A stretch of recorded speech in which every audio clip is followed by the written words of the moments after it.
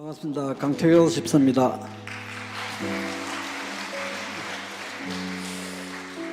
어, 2025년은 저에게 아주 특별한 한 해였다고 생각합니다. 40년이 넘도록 교회를 다니면서 저는 한 번도 못 가본 해외 선교를, 그리고 6월 비진도 국내 선교를 비롯하여 이번에 필리핀 선교까지 갈 수 있었다는 게 너무나 감사하게 생각합니다. 작년에 제자훈련 과정에서 마지막 숙제가 바로 선교라는 것을 잊지 않고 그 숙제를 올해 이렇게 은혜롭게 마무리하게 되었습니다. 먼저 저희 가정에서 선교 사역은 작년에 아내가 인도네시아, 그리고 딸이 캄보디아로 보내시고, 또한 올해는 저를 필리핀, 딸은 다시 캄보디아로 보내주셨답니다. 근 3개월간의 출발까지 훈련 과정은 우여곡절이 있었지만 은혜 속에서 좋은 팀을 만나 철저한 기도와 준비 운동을 시켰습니다. 매주 금요 생명 기도회를 참석하면서 지속적인 기도 생활로 1년을 준비시키신 하나님은 드디어 올해 태어나서 처음으로 해외 단기 선교를 다녀오게 하였습니다. 7월 6일부터 11일까지 5박 6일간 진행된 저희 필리핀 단기 선교 사역은 나이로는 40 중반부터 70 중반까지, 그리고 직분으로는 초신자부터 담임 목사님까지 10명의 다양한 신앙의 성도들로 구성되었고, 참으로 하나님의 인도하심이 있었고 하나님의 은혜가 그 현장 가는 곳간마다 준비가 되어 있었습니다. 한국의 뜨거운 날씨와 달리 필리핀은 우이철인데도 불구하고 아주 좋은 날씨들로 하루하루 은혜로운 시간을 가질 수 있었답니다. 매일 뜨겁게 진행된 사역 중에 몸이 피곤한데도 평소와 같이 이른 아침에 새소리, 닭소리에 눈이 떠져서 저희들이 묵고 있던 선교센터를 중심으로 한 산책길을 1시간씩 이렇게 묵상하며 찬양하며 돌아다니다가 로마서 1장에서 4장 말씀으로 아침 개근의 시간을 함께하고, 그리고 또 찬양과 기도로 준비하여 뜨거운 은혜를 나누면서 전투에 임하는 저희들을 볼 때면 모든 게 마냥 은혜 덩어리였답니다. 매일 생각도 못한 소소한 에피소드들도 있었지만은 함께 기도하고 그렇게 나가니까 정말로 성령 하나님의 섭리하심에 모든 게 척척 해결되는 그러한 느낌이 들었습니다. 일정에 대해서는 앞에 허윤정 집사님께서 말씀을 많이 하셔서 중복이 되는 것은 생략하고, 마지막 돌아온 날 7월 11일 날까지 저희들이 저희 팀의 모든 사역 순간순간을 사진으로 이렇게 동영상으로 남겨주시고 챙겨주신 정경민 사모님과 또 대장으로 하루하루도 쉼없이 달려오신 전희철 목사님께 감사함을 표하면서 함께 기도해 주시고 또 운전해 주시고 환영해 주신 많은 성도님들에게 이 시간을 비롯하여 다시 감사 인사를 드립니다. 여러 가지 사역들이 주마등처럼 이렇게 지나가는데도 저는 이 중에서 가장 감동적이었던 사역이 목요일날 저희들이 방문했던 따이따이 교도소 재수자 사역이었습니다. 전혀 생각 못한 그러한 형태의 교도소의 구조를 보면서 정말 깜짝 놀라지 않을 수가 없었는데, 영화에서나 제가 가본 서대문 형무소 또한 부산 교도소 이런 데서 교도소를 생각하다가 그렇게 가본 따이따이 교도소는 정말 이런 비유를 하면 그렇지만은 마치 닭장과 같은 느낌이었습니다. 전혀 생각 못한 그러한 형태의 교도소의 구조를 보면서 정말로 저희 팀원들은 깜짝 놀랐습니다. 어두침침하고 알 수 없는 이상한 냄새, 그리고 또한 후덥하고 칙칙한 그런 분위기 속에서 그냥 옛날에 양철로 이렇게 외곽을 두르고 다시 철망으로 사각으로 둘러싼 그런 곳에서 약 90명이 넘는 20대에서 40대 정도 되는 나이의 재수자들이 발 디딜 틈도 없이 제대로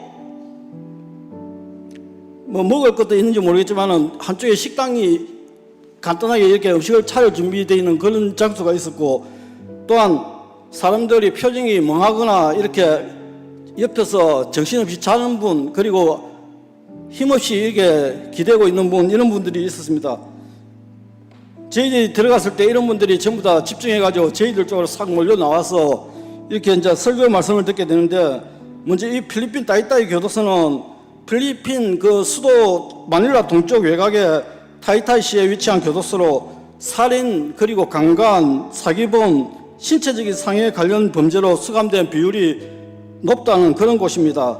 특히 마약 관련 범죄자가 이런 상황 속에 많이 있었다는 것을 알았습니다. 그리고 우리 이런 상황 속에서 저희 일행은 이 겁이 나야 되는데 그런 느낌은 전혀 없고 아무 두려움 없이 훅 들어갔습니다.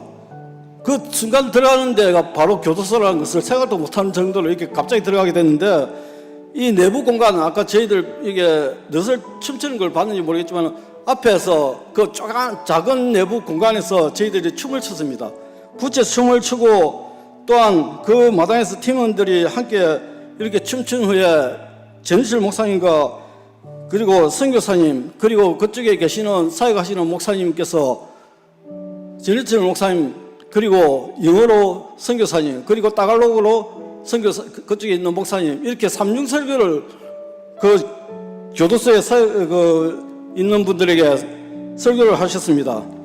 누가복음 23장 39절에서 43절에 보면은 예수님은 십자가 달리실 때 함께 달린 그 양쪽의 강도들과의 대화 내용이 있는데, 특히 43절에 예수님께서 이르시되 내가 진실로 네게 이르노니 오늘 네가 나와 함께 낙원에 있으리라 하시니라 하는 말씀을 이렇게 삼중 설교를 하시는 걸 저희들이 옆에서 들으면서 저희들뿐만이 아니고 그 사람들이 하나도 귀찮아하지 않고 이렇게 귀 기울이면서 크게 아멘까지 해주시고, 그렇게 복음을 받아들이는 모습 속에서 정말로 제 스스로가 큰 은혜가 되었습니다.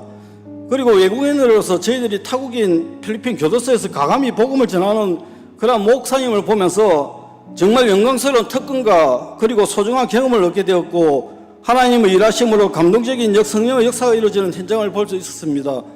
말씀이 끝나고 선물로 가져갔던 세숫비누, 90개 넘는 세숫비누를 그 작은 틈으로 하나씩 다 넣어주면서 이렇게 복음을 전하고, 또한 목사님과 사모님이 옆에서 전달해주는 그 도너츠, 빵하고 음료수를 제가 직접 손으로 이렇게 하나하나 다 넣어줬습니다.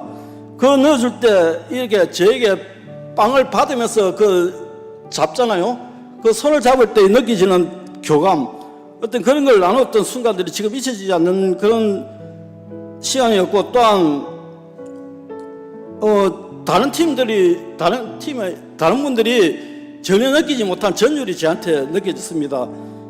줄줄 흐르는 땀이 계속 흘러내렸지만은 빵을 전달하면서 음료수를 넣어주면서 예수 믿으십시오, 한글로, 우리말로, God bless you, 영어로, 그 다음에 마야키타, 따갈로그로 이렇게 막 해가면서 한 사람 한 사람 90명이 넘는 사람들 줄을 서가지고 전부 다 이렇게 악수를 하면서 만져가면서 이렇게, 제가 전할 때는 정말로 그 딱딱한 손을 그 시간들이 얼마나 느껴지는 게 지금도 이렇게 가슴이 벅차오는데, 그 저희 복음을 전달하고 싶은 마음이 그 사람한테 이렇게 꼭 전해졌으면 좋겠다는 그런 생각을 하고 이 사역을 마무리하였습니다. 마태복음 저희들이 25장 40절을 보면 지극히 작은 자 하나에게 한 것이 곧 내게 한 것이니라는 말씀이 생각이 났습니다. 여러 사연들을 가지고 이렇게 감옥에 들어온 사람들, 그들에게 진정한 그리스도의 용서와 사랑이 전달되길 기도드렸습니다.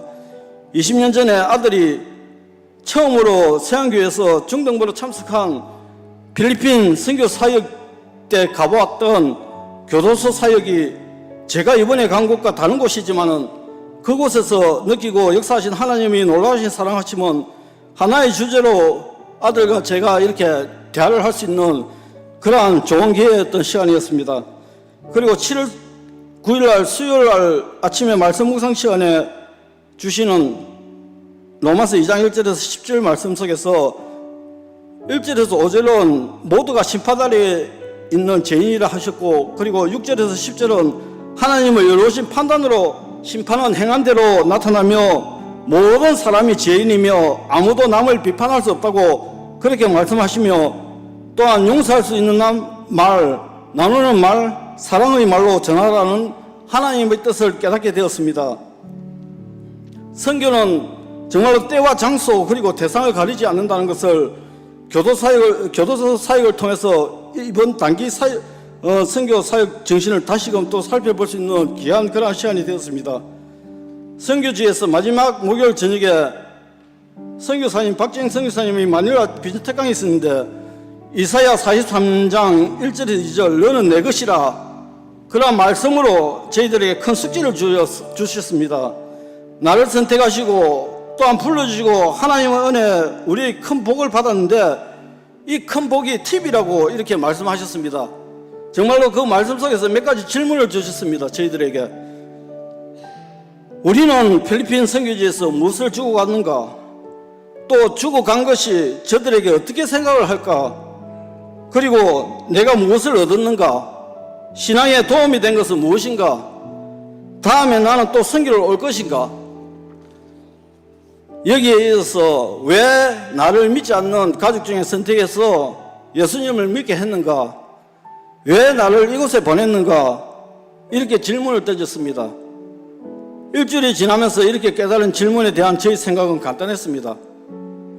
사도 바울처럼 수없이 많은 핍박을 받으면서도 감사와 죄인임을 회개하고, 또한 우리가 잘 아는 소리문답 제1문의 정답처럼 오직 하나님 영광을 위해서 합당한 열매를 맺는 것이라고 봅니다. 주님께서 우리를 포도나무 가지라고 하셨는데 그건 많은 열매 맺기를 바라는 하나님의 뜻이겠죠. 아브라함처럼 본이 되는 믿음, 굳건한 믿음으로 하나님의 약속을 믿으며 순종하여 사랑으로 섬기며, 또한 많은 분들이 알고 있는 데살로니가 전서 5장 16절에서 18절 말씀, 항상 기뻐하라, 쉬지 말고 기도하라, 범사에 감사하라, 이것이 그리스도 예수 안에서 너희를 향하신 하나님의 뜻이니라. 아멘. 이렇게 하나님의 뜻에 따라 우리가 지켜가는 것입니다. 일상으로 돌아온 지금 다니엘이 죽을 수 있는 위기에서도 당당히 기도한 것처럼 삶의 현장에서 또한 우리 가정에서 매일 말씀으로 찬양으로 기도로 그렇게 살아가는 삶, 그리고 그 삶을 감사와 기쁨으로 승화시켜 주님이 원하시는 열매를 맺을 때 그 뜻이 이루어지리라 믿습니다.